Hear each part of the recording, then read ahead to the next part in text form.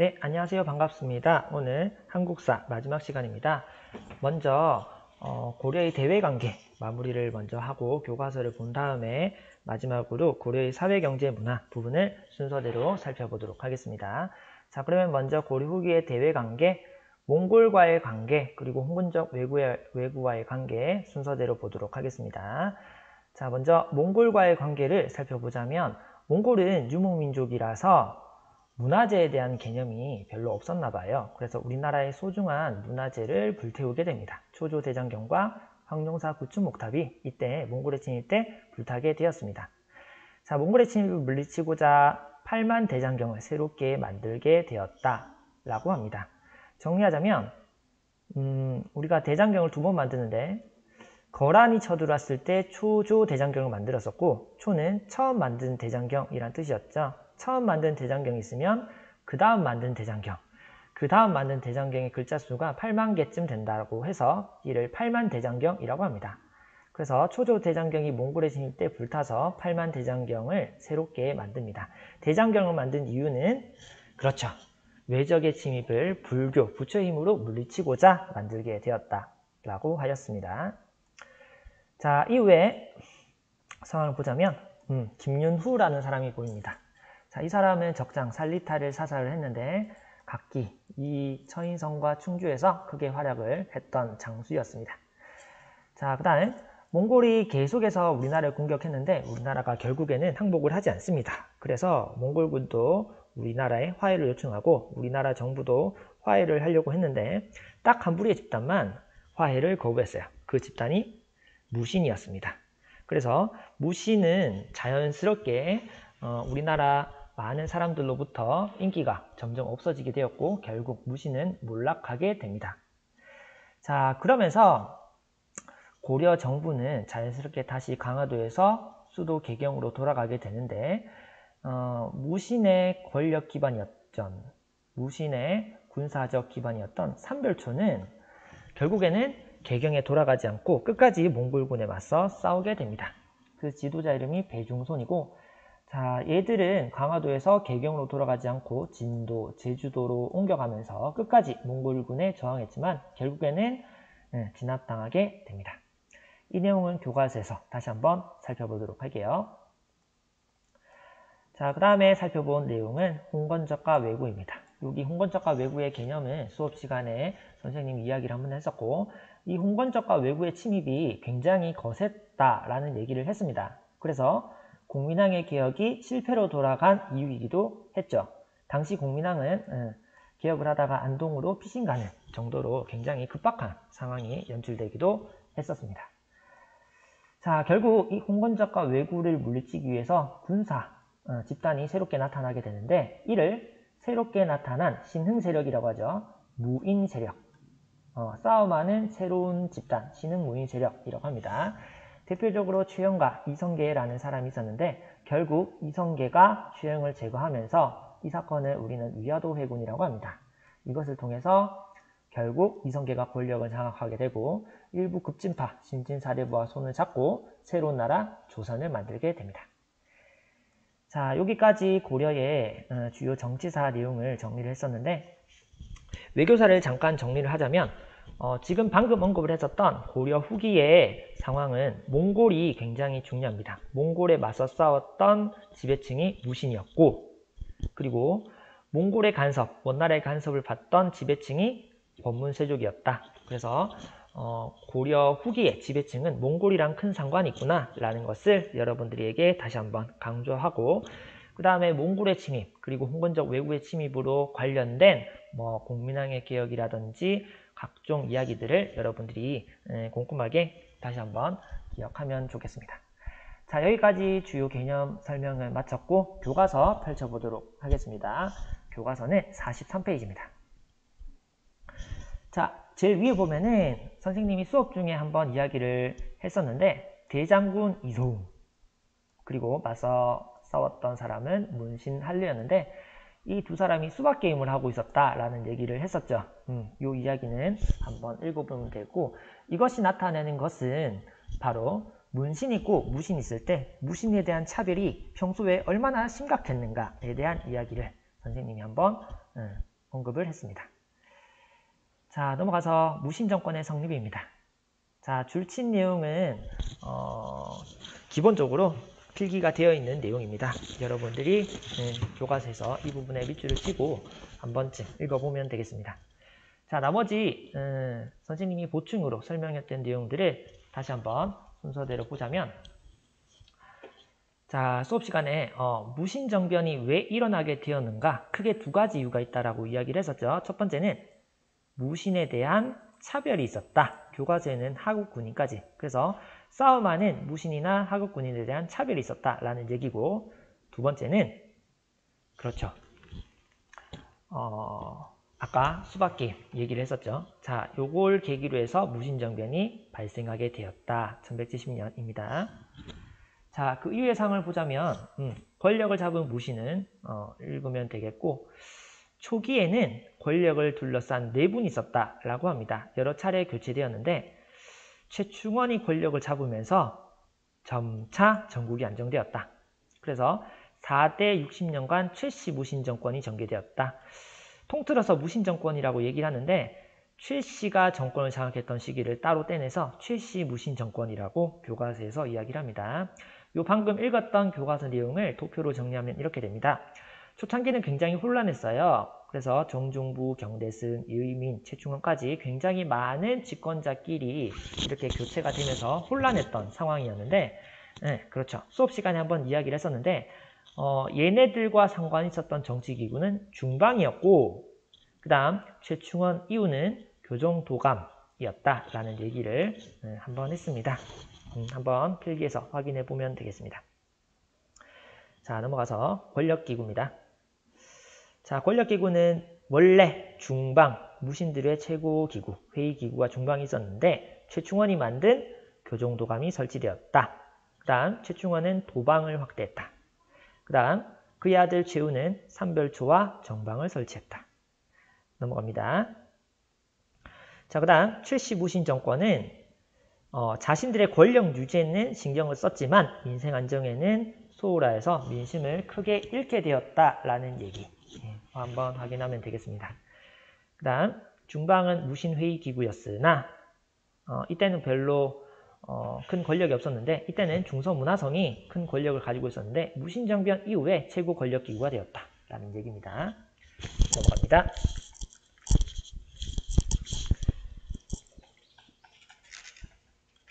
자, 그 다음 이 당시에 굉장히 농민 반란 그리고 천민 반란이 많이 일어나게 됩니다.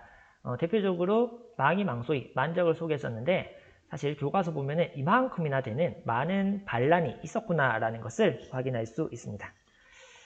자, 이렇게 많은 반란이 일어나게 된 것은 크게 두 가지 이유가 있다라고 이야기를 했었죠. 바로 노비 출신인데 권력자의 자리에 온 이의민이 있었고, 그 다음 농민과 천민에 대한 수탈이 확대되었다. 이 두 가지 이유 때문에 이 당시 큰 반란이 많았다라고 이야기를 했습니다. 그 중에서 두 가지를 기억을 해야 되는데, 첫 번째는 만적의 난입니다. 자, 관련 사료를 보도록 할게요.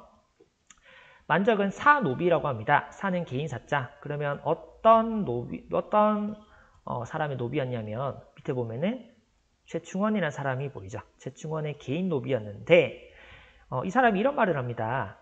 무신이 난 이후, 무신정변 이후에 왕후 장상의 씨가 따로 있는가? 라는 표현입니다. 자, 이 표현이 보이면 이 사료는 만적의 난이구나, 만적이 이야기한 내용이구나 라는 것을 알 수 있습니다. 자, 만적은 최충원의 사노비였는데 반란을 일으켰구나 라는 것을 사료를 통해서 보았고, 그 다음 망이망소위는 공주, 명학, 소 지역에서 일어났습니다.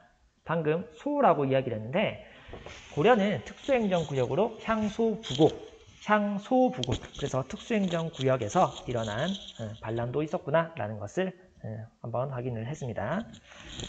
자, 넘어가서 몽골의 침략과 대몽항쟁 보도록 하겠습니다. 자, 이 이야기는 선생님이 필기에 간단하게 적었던 내용입니다.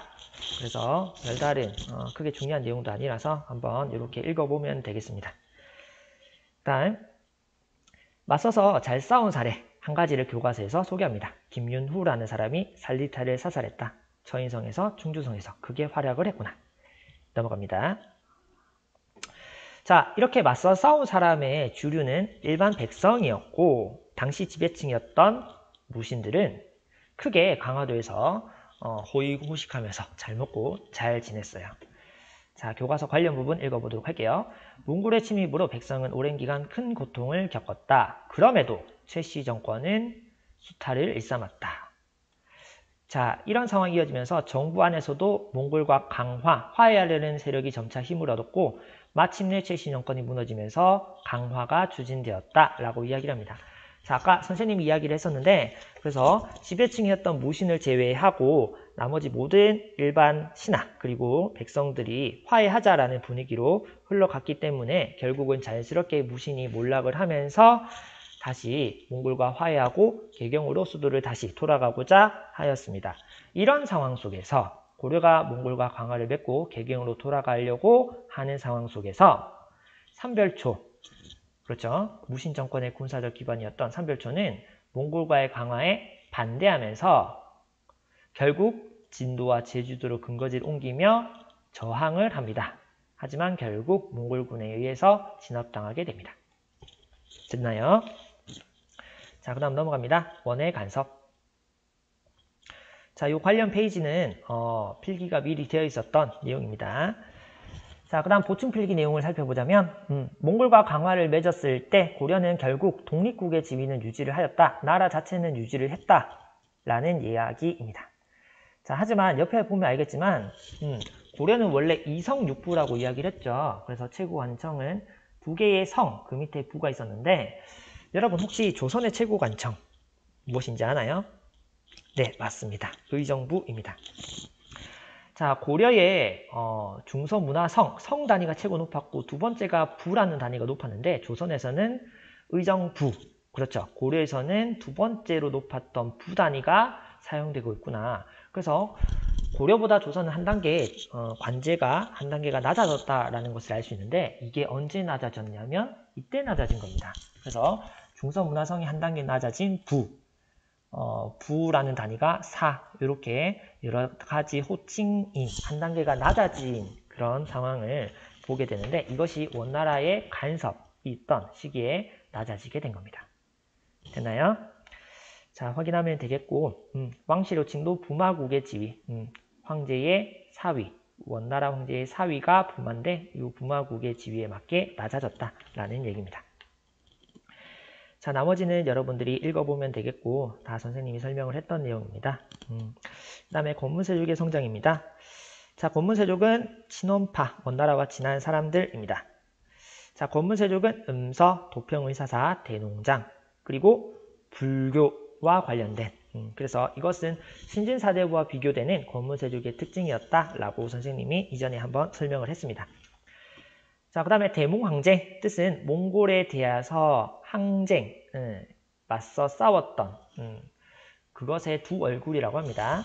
자, 자료 1번과 2번을 보자면 자료 1번은 일반 백성들이 치열하게 싸우고 있는 모습을 보여주는 데 반해서 자료 2번 최씨 정권은 강화도에서 굉장히 잘 먹고 잘 삽니다. 잔치를 열고 비단 어떻고 저떻고 그래서 굉장히 대비되는 모습을 보고 있었고 결국 최씨 정권은 몽골과 싸우는데 이렇게 크게 관심을 기울인 것은 아니었고 일반 백성들이 이 때문에 최씨 정권에 대한 신뢰가 굉장히 땅에 떨어지고 불만이 쌓이게 되죠. 결국 대몽항쟁 가운데 최씨 정권은 자연스럽게 몰락을 하고 결국에는 몽골과 화해하는 그런 분위기로 이어진다라는 얘기까지 이야기를 했습니다.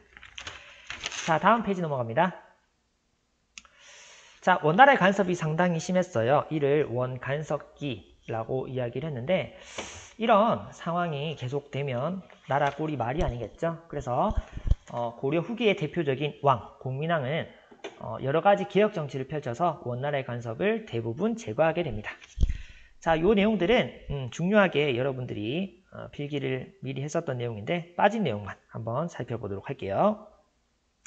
자, 아까 관제가 한 단계 낮아졌다라고 했는데 그런 호칭들을 다시 일부 돌리게 됩니다. 나머지 기철, 그 다음에 정동행성, 이문소, 쌍성총관부, 몽골풍, 정방폐지, 신진사대부, 전민병정도관 전부 다 굉장히 중요한 내용입니다. 중요한 내용이니까 한두 번씩 교과서에서 꼼꼼하게 읽어보면 되겠습니다. 그 다음 여기는 그렇죠. 공민왕의 개혁이 실패한 이유입니다. 첫 번째 홍건적 왜곡, 두 번째 신진사대부가 힘이 약하다, 세 번째 권문세족이 여전히 힘이 강했다 라는 이야기였습니다. 자, 넘어가고 그 다음 자, 여기서는 신진사대부가 나오는데 신진사대부는 권문세족과 비교해서 과거 그리고 성리학 이것이 키워드였습니다. 그 다음 몽골의 침입 이후에도 홍건적과 왜구의 침입이 계속해서 이어졌었는데 이를 물리친 사람들을 신흥 무인 세력, 새롭게 등장한 무사 집단이다 라고 이야기를 했습니다. 여기에 이성계 그리고 최영이라는 사람이 있었는데 결국 이성계가 실권을 장악해서 조선을 세우게 되었다 라는 이야기입니다. 자, 그 다음에 사료 하나 보도록 할게요. 공민왕의 개혁 때 크게 이를 도왔던 인물이 신돈, 승려 신돈인데 사료에 보면은 낯익은 그런 단어가 보입니다. 신돈이 전민변종도감을 설치하였다. 전민변종도감의 개념 그리고 신돈이라는 사람 자료를 통해서 한번 내용을 확인했습니다. 자, 나머지 내용은 한번 읽어보면 되겠습니다. 자, 여기까지 해서 고려 후기 대외관계 그리고 지배층 관련 교과서 내용까지 한번 정리를 해봤습니다. 자, 그러면 이제 이어서 고려의 사회경제 부분으로 넘어가도록 하겠습니다. 자, 필기는 사회경제 부분입니다. 자, 이 부분은 선생님이 빨간색으로 필기를 조금 한 부분이 있습니다. 자, 잠깐 강의를 멈추고 이미 해놓은 그런 강의에다가 덧대서 필기를 해보도록 할게요. 자, 그러면은 선생님이 이를 바탕으로 설명을 조금 해보도록 하겠습니다. 먼저 신분제 이야기인데 여기는 개념이 상당히 많습니다. 그래서 개념을 정확하게 몇 가지를 이해해 보도록 하겠습니다. 먼저 크게 신분은 4부류로 나눌 수 있습니다. 선생님이 동그라미 1, 2, 3, 4 매겠습니다. 순서대로 문무양반, 두 번째 중류층, 양민, 천민입니다. 자, 이렇게 구성이 되는데 잘 들으세요. 동그라미 1, 2, 3 양민까지를 우리는 양인이라고 부르고 동그라미 4번은 천인이라고 부릅니다. 양인과 천인으로 구분할 수 있습니다. 양인 같은 경우는 사람이라고 생각을 하면 되고 천인은 사람이 아니다 라고 생각을 하면 됩니다. 그래서 사람이 아니기 때문에 여러 가지 혜택을 누릴 수가 없습니다. 당연히 세금도 내지 않습니다. 과거에 응시할 수도 없습니다. 사람이 아니기 때문에. 자, 그런데 양인 같은 경우는 법적으로는 세금도 내야 되고 과거 시험도 칠 수가 있습니다. 따라서 세 번째 있는 양민 있죠. 일반 백성들 백정 같은 경우에도 과거 시험을 칠 수 있습니다. 됐나요? 자, 이렇게 4부류의 사람 간단하게 양인과 천인으로 구분을 해서 한번 이야기를 해봤는데 그러면 두 번째로 문무양반부터 한번 보도록 하겠습니다. 먼저 문무양반의 개념부터 보자면 여러분 선생님이 신하는 크게 2개의 종류로 나뉜다라는 이야기를 한번 했어요. 그렇죠. 문신과 무신으로 나눌 수 있다라고 이야기를 했죠. 자, 이것을 신하라는 개념 대신에 관리, 이것을 대상으로 다시 말을 바꿔보면 관리는 크게 문반과 무반으로 나눌 수 있습니다. 자, 문반과 무반 한자로 두 양자를 써요. 두 양자. 그래서 문반, 무반 더해서 양반이라고 합니다. 원래 양반이라는 개념은 그래서 관리를 뜻하는데 글 쓰는 관리, 싸움하는 관리를 통칭하는 그런 표현입니다. 자, 이 중에서 최태성 쌤이 먼저 필기를 했던 내용은 이 문무양반 중에서도 최상위 지배계층을 이야기를 합니다. 요거는 이미 한번 이야기를 했었고 그 다음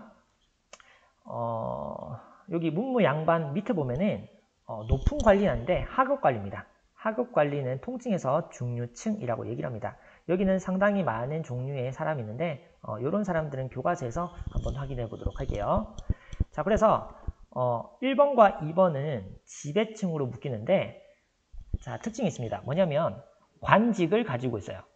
관리로 일을 하고 있다라는 겁니다. 다시요. 자, 지금 첫 번째, 두 번째 사람의 부류는 높은 관리든 하급 관리든 관리로 일을 하고 있습니다. 관직을 받죠. 이것을 교과서식 표현으로 뭐라고 하냐면 직역이다라고 이야기를 합니다.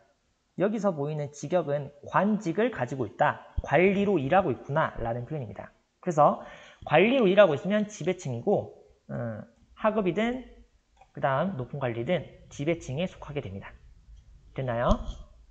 자, 여기까지 하고 또 다른 표현으로는 정호라는 표현이 보이는데 이 정이라는 표현은 한 사람의 남자를 가리킵니다.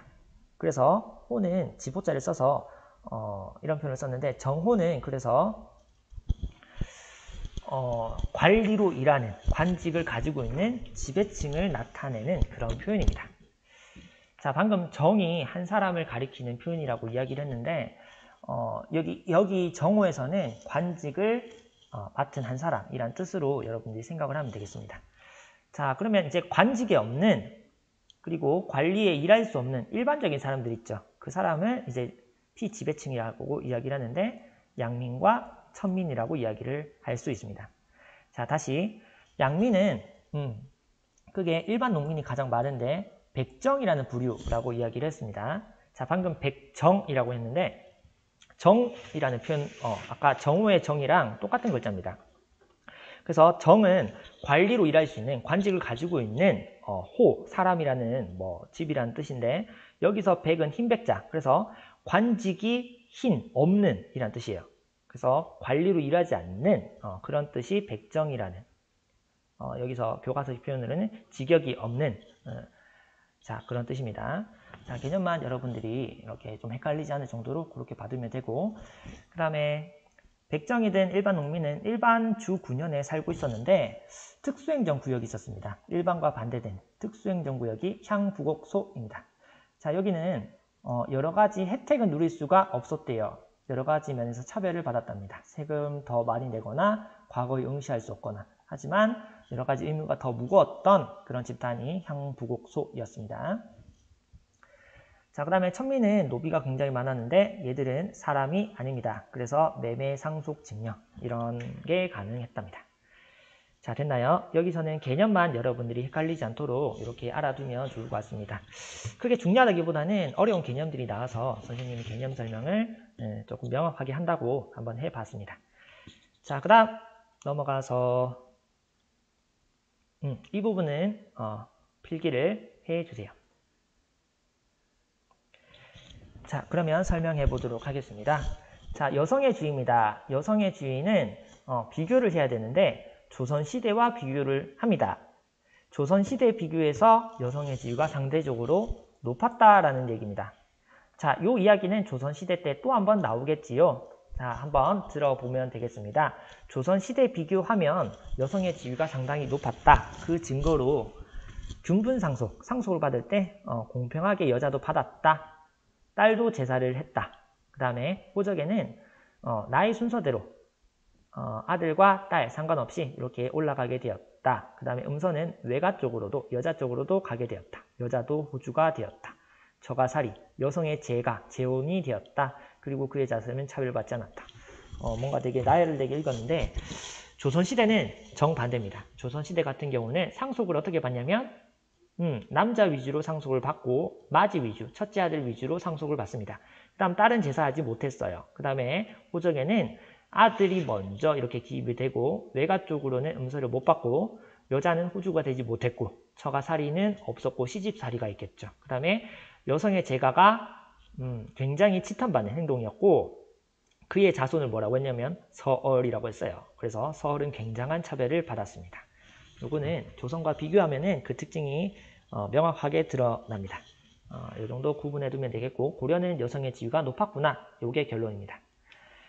자, 그 다음에 고려는 신분 상승의 가능성이 있는 사회였다. 좀 더 개방적인 사회인데 이것은 신라에 비했을 때 개방적이다 라는 얘기입니다. 다시요. 통일신라에 비해서 고려는 개방적인 사회가 됩니다. 그리고 고려는 조선시대에 비하면 아직은 폐쇄적인 사회입니다. 그래서 시간이 지남에 따라서 점점점 능력 위주, 실력 위주의 그런 사회가 되는데 고려는 조선과 통일신라 중간부쯤 되겠죠. 그래서 신라보다는 좀 더 개방적인 사회가 되었는데 아직까지 조선시대까지는 이렇게 개방적인 모습은 아직은 아니다라는 거. 자, 그러면 교과서에서 소개하고 있는 것들을 이렇게 선생님이 정리를 했는데, 큰 틀에서 신라가 폐쇄적이었다라고 했던 것은 신분제도 한번 이야기를 했었죠. 그렇죠. 골품제도가 굉장히 폐쇄적이었다라고 이야기를 했습니다. 자, 그런데 고려는 능력을 발휘할 수 있는 시험이 있었습니다.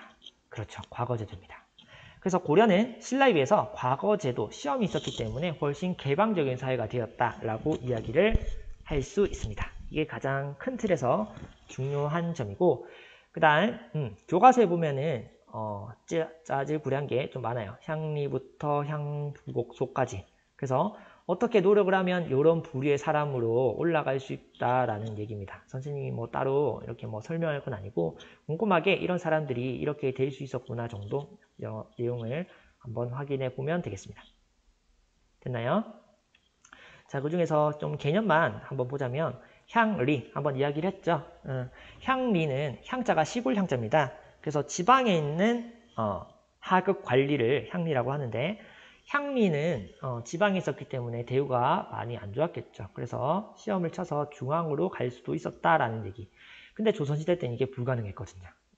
요거는 향리는 조선시대와도 비교가 되기 때문에 선생님이 다시 한번 이야기를 했었고, 그 다음 요거는 읽어보면 되겠죠. 무관은 싸움하는 관리, 무관이라고 얘기를 하고, 백정은 아까 이야기를 했죠. 일반 농민을 뜻합니다. 일반 농민도 정호, 관직을 맡을 수가 있다라는 얘기. 그 다음에 외거노비, 외거가 뭐냐면 밖에 거주하는, 주인과 따로 사는 외거노비는 백정, 일반 농민이 될 수 있었다. 외국인도 관리가 될 수 있었다라는 얘기를 했었고, 전에 향부곡소, 향소부곡, 그래서 특수행정구역인데, 선생님이 아까 공주명학소 이야기를 하기도 했었죠. 공주명학소는 특수행정구역에서 일으킨 그런 반란이었는데, 공주명학소가 반란 중에 일반 군현으로 승격되기도 했었대요. 그래서 이런 것들을 봤을 때 고려는 신라보다 훨씬 더 개방적인 사회였구나 라는 것을 알 수 있습니다. 그리고 이것보다 무엇보다 중요한 것은 과거제도예요. 고려의 과거제도를 보았을 때 신라보다 훨씬 개방적인 사회였구나. 자, 넘어갈게요. 자, 나머지 여기 경제 부분부터 어쩌고 저쩌고 하는데 이런 것들은 그냥 아웃이라고 적었습니다. 교과서에서 빠져 있습니다. 그래서 선생님이 다른 교과서를 봤는데 이 단원 자체가 경제 부분이 거의 빠졌어요. 그래서 그냥 여러분들이 그냥 참고하면 되겠습니다. 그래서 중요한 내용은 아니고 우리가 배운 내용 중에서 공음전 이야기 앞에 있으니까 한번 체크하고 어떤 부분에서 나오는지 한번 복수해 보면 되겠습니다. 자, 그 다음 넘어가서 문화 부분 살펴보도록 할게요. 자, 문화 부분은 크게 두 장으로 되어 있는데 여기 먼저 유학과 그 다음 역사 부분이 중요합니다. 선생님이 별표를 쳤습니다. 이 부분 여러분 필기한 곳에서 보충 빨간색으로 필기된 부분을 적으면 되겠습니다. 자, 적었으면 자 같이 한번 보도록 할게요. 자, 선생님 유학이 중요하다고 했는데 자, 큰 시대별로 선생님이 한번 정리해 보도록 할게요. 통일신라, 고려, 조선이 있습니다. 자, 이때 불교가 유행한 시기가 있고 유학이 성행했던 유행한 시기가 있었습니다.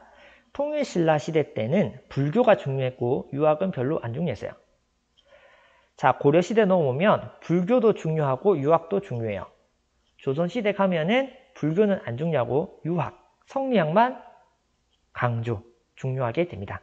자, 그래서 결론은 고려시대 때는 유학도 중요하고 불교도 중요합니다. 그래서 선생님이 이전 시기 통일신라보다 유학에 대한 설명이 꽤나 있을 겁니다. 자, 한번 잘 들어보도록 할게요. 자, 유학 같은 경우는 고려시대의 정치 이념으로 강조됩니다. 반대로 고려는 유학 말고 불교도 강조된다라고 했었는데 불교는 사상적으로 중요했고 유학은 정치에 크게 활용되기 때문에 중요했어요. 자, 유학이 정치 이념으로 강조된 때는 이 사람 때문입니다. 공부했습니다. 최숙로는 성종 때 활약했던 사람인데 시무 28조 내용에서 유교를 강조했습니다. 이 관련 구절은 교과서에서 보도록 하겠습니다. 자, 그래서 이때부터 유학의 영향을 받았기 때문에 문치주의, 문을 강조하는 그런 풍습이 고려시대 때 점차 더 강조되었다라는 얘기입니다. 이 문치주의의 영향으로 신하들 중에서 문신과 무신 중에 문신이 더 우대받았다라는 얘기까지 팁으로 하나 더 기억하면 되겠죠. 자, 그 다음에 최숙로는 육두품 원래 출신이었죠. 거슬러 올라가면. 그래서 유학과 관련된 키워드는 정치이념, 최숙로, 육두품 이렇게 되겠습니다. 자, 그러면 필기 내용 하나씩 보도록 할게요. 자, 먼저 유학 관련된 학교가 있겠죠. 학교가 있고 그 다음에 시험 제도가 있겠죠. 그것을 우리는 과거 제도라고 합니다. 시험은 광종 때 과거 제도가 만들어졌다. 우리가 이미 공부를 했었는데, 자, 이때도 관학, 사학, 그래서 사학이 크게 유행을 했었답니다. 관학으로는 중앙에는 그리고 지방에는 향교 이런 게 있었답니다.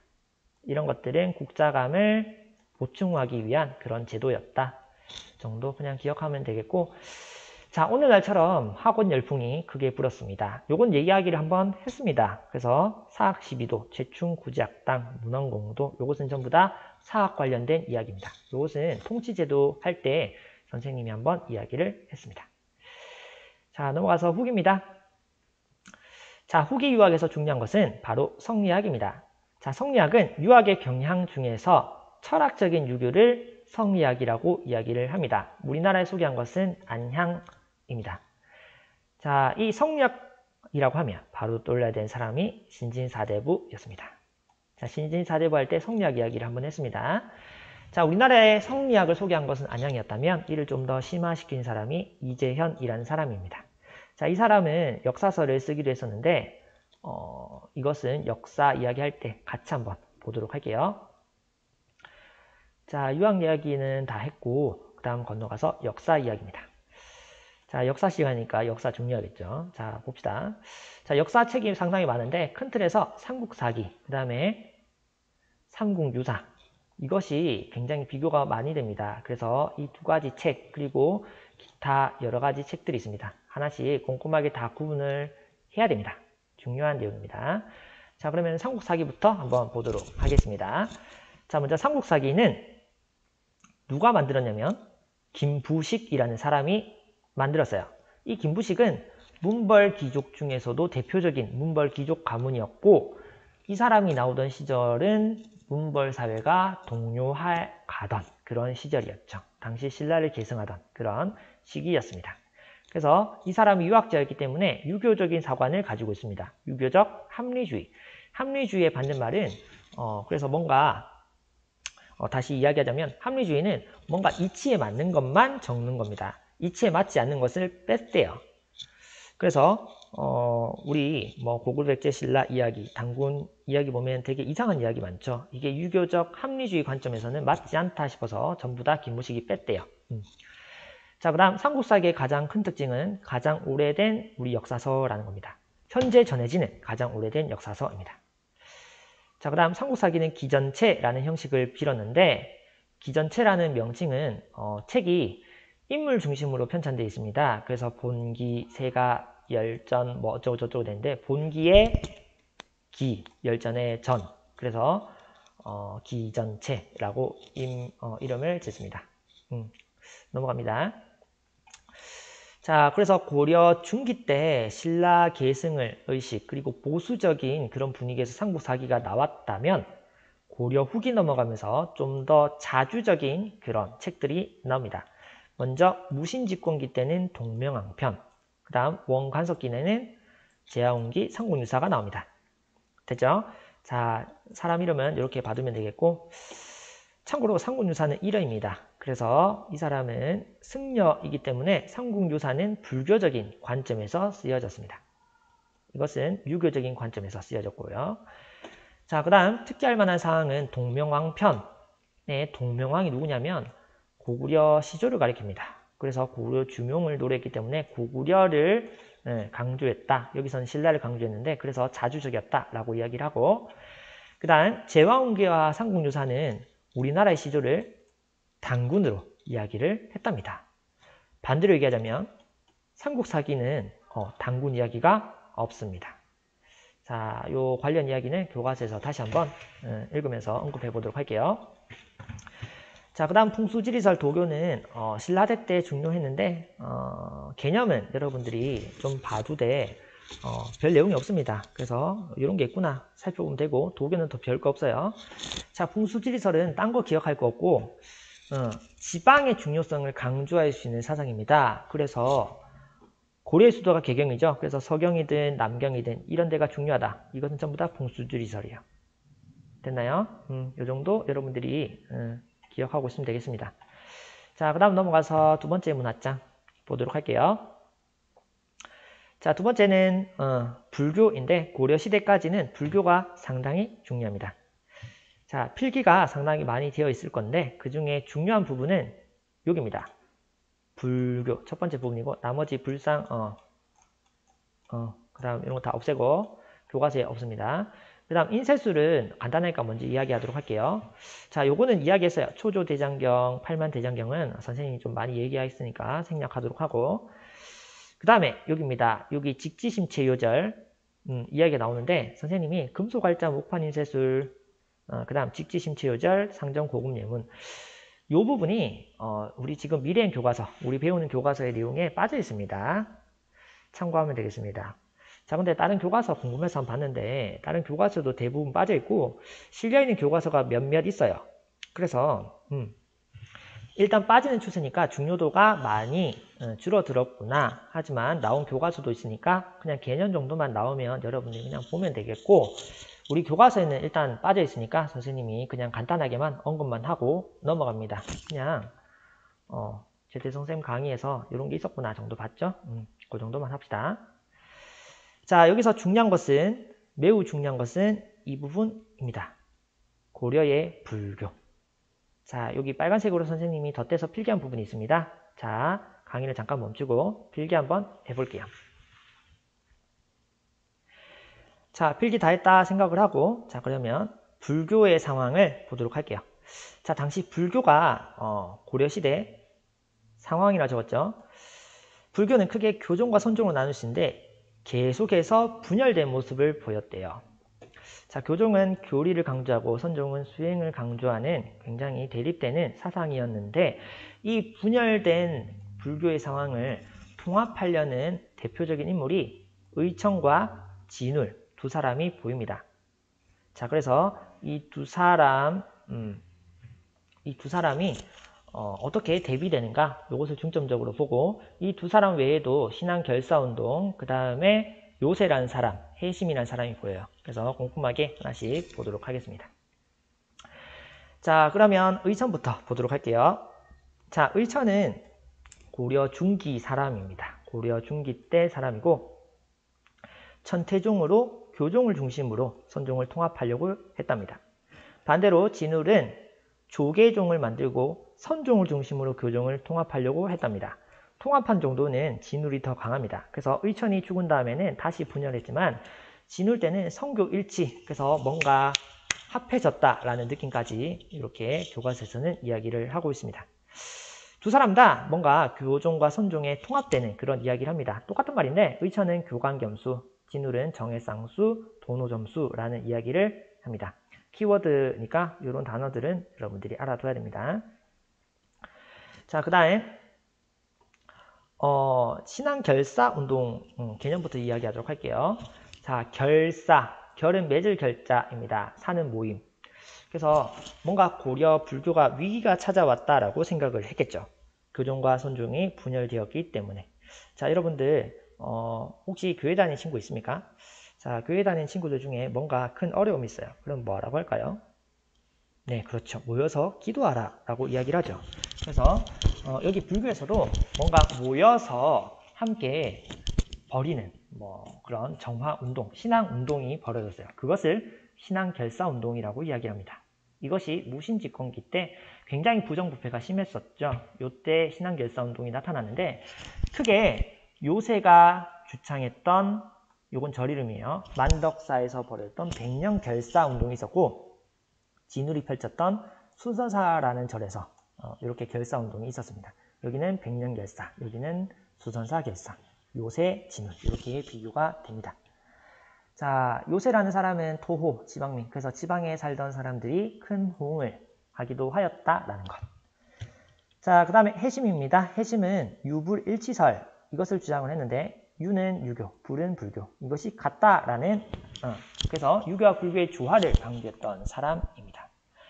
자, 유불의 일치를 강조하면서 신앙적으로는 아직 고려시대까지는 불교가 굉장히 중요했어요. 그래서 유교가 뭔가 강조되는 그래서 이 시기가 언제였냐면 이제 성리학이 받아들여지게 되는 그런 시기였습니다. 그래서 성리학을 받아들이는 좋은 분위기를 만들었다라는 이야기입니다. 자, 이 정도 하고 내용 설명은 마친 것 같습니다. 선생님이 이야기하다가 빼먹었나 싶어서 다시 한번 이야기를 하는데 자, 아까 되돌아가서 역사서입니다. 동명한편, 제화운기, 성문사 설명을 했는데 요거 설명 빼먹은 것 같네요. 자, 이제는 성리학 할 때 이야기를 잠깐 했었죠. 그래서 성리학적인 사관을 가지고 있다. 성리학적 유교 사관이라고 이야기를 합니다. 자, 여기까지 해서 내용 설명 다 했고 그러면 교과서를 살펴보도록 하겠습니다. 자, 교과서는 48페이지 보도록 할게요. 자, 여기 처음 부분에 조금 짜질구리한 내용이 많아서 미리 밑줄을 쳤습니다. 자, 그러면 밑줄 친 거 여러분들이 밑줄 치면서 한번 보도록 하겠습니다. 자, 신분구조인데 선생님이 이야기를 했죠. 하나, 둘, 셋, 넷. 선생님이 동그라미를 매겼습니다. 그래서 동그라미 1번, 2번까지는 지배층이다.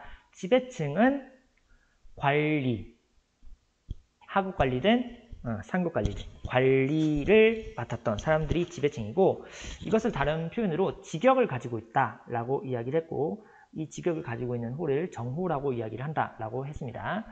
자, 그 다음에 농민, 상민 이 사람들은 관리가 아니었고 그래서 특히 백정이라는 표현은 관직을 맡지 않은 관리가 아닌 사람을 지칭하는 표현이었다. 백정은 그런 이야기를 했습니다. 그 다음 1, 2, 3까지는 사람이었다. 그래서 여기 농민, 상인, 수공업자 뭐 어쩌고 있는데 그래서 대부분의 농민까지는 과거 시험도 칠 수 있고 국가에 세금도 내야 됐고 까지 이야기를 했습니다. 천인은 사람이 아니었어요. 공사, 노비 보이죠? 자, 관련 이야기는 선생님 밑줄 친 거 읽어보면 되겠고 자, 여기도 뭐 내용이 꽤 있는데 읽어보세요. 그래서 여기는 하급 관리다라는 겁니다. 그래서 어쩌고 저쩌고 저쩌고 저쩌고 어쩌고 저쩌고 있죠. 읽어보세요. 자, 그럼 향리는 아까 선생님이 이야기를 했기 때문에 다시 한번 얘기를 할게요. 조선시대 향리는 굉장히 지위가 낮아지는데 고려는 굉장히 지위가 높았다라는 얘기를 통치제도 할 때 한번 이야기를 했었고 그 다음 향리는 과거에 시험 쳐서 중앙관리가 될 수도 있었다라는 얘기까지 했습니다. 한번 확인해 보세요. 자, 그 다음 넘어가서 향부곡소입니다. 여기는 특수행정구역이었다. 반대말은 일반 주군현, 일반 행정구역입니다. 자, 여기는 뭔가 의무가 무겁습니다. 세금 굉장히 많이 내고 국가에서 여러 가지 주는 혜택, 과거 응시 이런 것들은 뭔가 제한이 되었다. 자, 여기 읽어보면 되겠고 자, 선생님이 다 한 번씩은 설명했던 내용입니다. 이 부분들 한번 읽어보세요. 자, 여기는 그냥 한번 보세요. 넘어갑니다. 자, 그 다음 부분이 신분 상승의 가능성입니다. 자, 큰 틀에서 다시 한번 얘기하지만 신분 상승, 고려는 통일신라에 비해서 훨씬 개방적인 사회가 되었다. 대표적으로 그렇죠. 과거 제도를 보면 알 수 있다라는 얘기. 요거는 통치제도에서 이야기를 한번 했던 내용입니다. 자, 요 이야기가 신라 골품제 사회보다 개방적이다라는 얘기 선생님이 계속해서 강조를 했죠. 자, 교과서에는 기타 요 과거제도 말고도 신분이 상승할 수 있는 그런 이야기들 한 번씩 다 언급했어요. 향리, 군인, 백정, 외고노비, 외고기 한번 꼼꼼하게 읽어보면 되겠습니다. 자, 넘어갑니다. 여성의 지위입니다. 자, 여성의 지위는 이번에는 조선이랑 비교를 합니다. 그래서 조선보다 여성의 지위가 높았다. 그래서 고려가 굉장히 통일신라보다 조선보다 나은 부분이 있었다라는 이야기를 하고 있습니다. 자, 그래서 일상생활에서는 남성과 거의 대등하다. 이 이야기는 다 했습니다. 호주, 그 다음에 나이순, 그 다음에 처가댁, 그 다음에 뭐 어쩌고 저쩌고 자녀에게 근분상속, 제가가 가능했다라는 얘기까지. 그 다음에 밑에 신분 상승이 가능한 이유 있죠? 요 위에서 설명했던 내용들이 있는데 한번 그림으로 봐주고 꼼꼼하게 확인해 주세요. 자, 넘어가겠습니다. 자, 그 다음 유교와 불교. 자, 요 이야기 한번 보도록 할게요. 불교는 수신의 근본이요 유교는 치국의 근원입니다. 요 이야기는 최숙로가 한 이야기입니다. 최숙로 굉장히 많이 선생님이 이야기를 했었는데 시무 28조에 나오는 내용입니다. 그래서 요 글의 내용이 뭐냐면 유교를 강조하는 내용입니다. 최숙로가 유학자 출신이었죠. 그래서 정치 이념으로 유교를 선택해야 된다라는 얘기를 했고 이것을 성종이 받아들이면서 성종이 고려시대의 골격을 마련한 임금인데 그래서 유교를 정치 이념으로 받아들였다. 요 이야기입니다. 자, 여기 교과서에서 키워드 선생님이 밑줄 쳐놨습니다. 이렇게 쳐두고 필기 있는 거 한번 확인해 보면 되겠습니다. 됐나요? 그래서 유교를 정치 인용으로 삼았다. 키워드들을 확인하면 되겠고 자, 그 다음 한 가지 선생님이 안 한 내용이 있는데 그냥 요거는 교과서에서 바로 이야기하도록 할게요. 자, 여러분 고려 지배층 이야기를 할 때 문벌귀족이 형성되던 초반이랑 문벌 사회가 동요하던 고려 중기랑 굉장히 시대 분위기가 다르다라는 얘기를 했죠. 자, 유학도 마찬가지입니다. 고려 초기랑 고려 중기랑 상당히 다릅니다. 고려 중기, 문벌 사회가 동요할 무렵 때 더 보수적인 그런 성향을 띱니다. 자, 이 부분은 그냥 읽어보면 되겠고 그래서 고려 중기 때 대표적인 인물이 김부식이 있었죠. 김부식과 이자겸 이런 사람이 있었는데 그래서 최충, 김부식이 또 나오는 겁니다. 최충은 또 여러 번 나왔는데 부지학당, 사 이야기를 한번 했었고 그 다음에 김부식은 이런 상황에서 현실 안정, 보수적인 경향을 띄었다. 됐죠? 앞에서 설명을 다 했던 내용 유학도 이렇게 연결되는구나. 한번 받으면 되겠습니다. 자, 넘어가서 성리학의 수용입니다.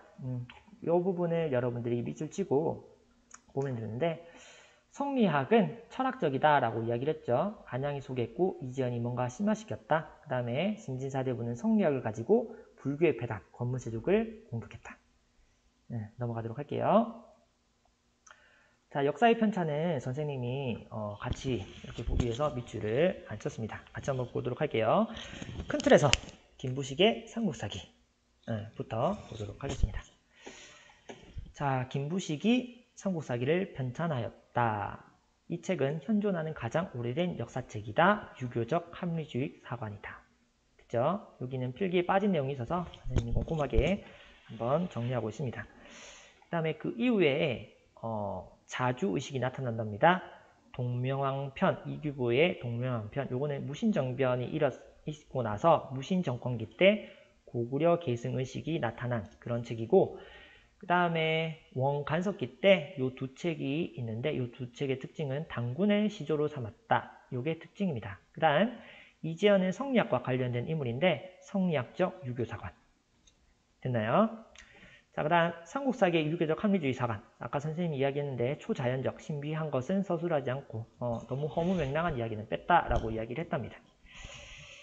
자, 넘어가서 고려 후기의 당군이 주목받은 까닭은 여러분 한번 읽어보세요. 읽어보면 좋을 것 같고 고려 후기 무신집권기 때까지도 고구려 백제 신라 구운동이 있었답니다. 자, 그런데 몽골의 침입 이후부터는 이제 우리는 We are the one, 하나라는 자, 이 말을 주장하려면 우리 민족의 공통된 시조가 필요하겠죠. 그래서 당군 이야기가 이때부터 원간석기 때부터 강조되었다라는 이야기입니다. 읽어보면 되겠습니다. 자, 그 다음 불교로 넘어가도록 할게요. 52페이지. 자, 숭불정책 요거는 선생님 밑줄 쳤습니다. 태조 왕건이 팔관에 연등에 강조했다. 음료 10조에서 광종은 승과 국사왕사, 광종은 두었다.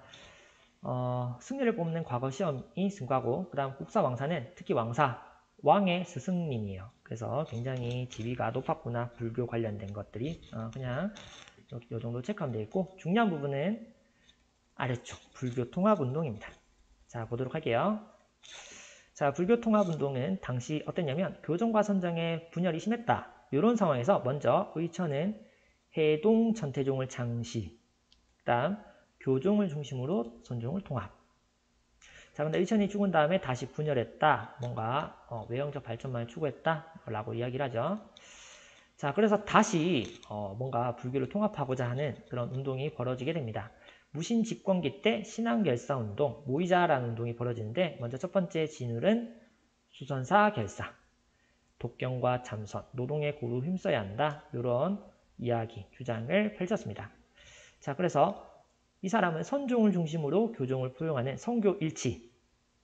자, 그 다음 진울에 의해서 해심은 유불일치설, 유교와 불교는 같다. 이는 성리학을 받아들일 수 있는 사상적 토대를 마련하였다. 자, 그 다음 진울 말고 한 사람 더 있습니다. 요세라는 사람은 만덕사에서 백년결사를 결성했답니다. 이는 토와 지방민의 호응을 얻었다. 자, 그 다음 고려 말 불교는 권문세족과 연결되면서 대농장을 소유하고 고리대, 그래서 여러가지 폐단을 나타내서 결국 신진사대부의 공격, 개혁을 하려는 움직임에 이렇게 보이게 됩니다. 자, 그 다음에 자, 밑에 의천과 진울의 사상 보이죠? 똑같이 생겼는데 이 사람은 의천, 이 사람은 진울입니다. 하는 말 여러분들이 한번 봐두면 되겠고, 자, 관련된 표현은 두 사람 다 분열된 불교계의 조화와 통일을 위해서 노력한 사람입니다. 의천은 아까 이야기를 했죠. 교와 관, 그래서 교관 겸수를 내세웠다. 그 다음 진울은 도노 점수, 그 다음 정의 쌍수. 특히 정의 쌍수는 선정과 지혜를 함께 해야 된다. 전부 다 함께 해야 된다. 같은 말을 하고 있는데 그런 표현들이 의천과 진울은 단어가 조금 다릅니다. 구별해 두면 되겠습니다. 자, 그 다음 대장경 넘어가서 대장경은 선생님이 평소에 많이 이야기를 했습니다. 이 관련 이야기를 읽어보면 되겠습니다. 자, 도교와 풍수지리설. 풍수지리설은 지방에 어떤 곳이 중요하다라는 거 있으면 전부 다 풍수지리설입니다. 그래서 서경을 강조했다, 남경을 강조했다, 전부 다 풍수지리설입니다. 됐나요?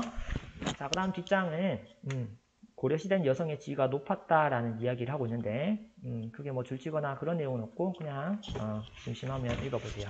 고려는 여성의 지위가 높았구나라는 부분입니다. 자, 여기까지 해서 중간고사 범위를 정리를 마쳐보았습니다. 여러분 수고했습니다.